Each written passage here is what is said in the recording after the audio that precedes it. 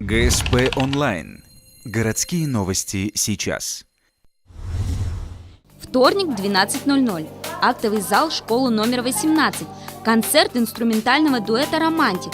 Две ученицы музыкальной школы номер 1 сегодня демонстрируют виртуозную игру на русском народном музыкальном инструменте – домре. Послушать чарующие звуки музыки собрались более 50 учеников начальных классов школы номер 18.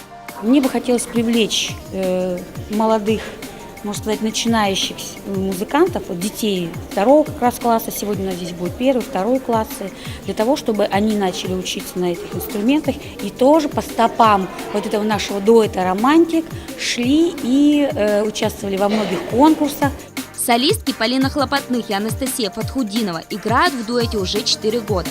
За это время они приняли участие в 5 конкурсах, 2 из них международные.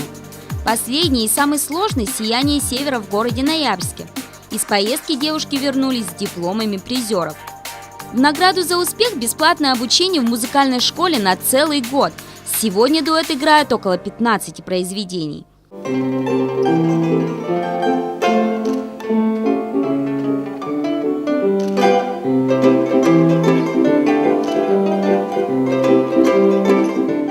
Ребята из школы номер 18 смогли насладиться не только музыкой, но и узнать интересные факты о домре. Сегодняшние ученицы уже скоро станут выпускницами.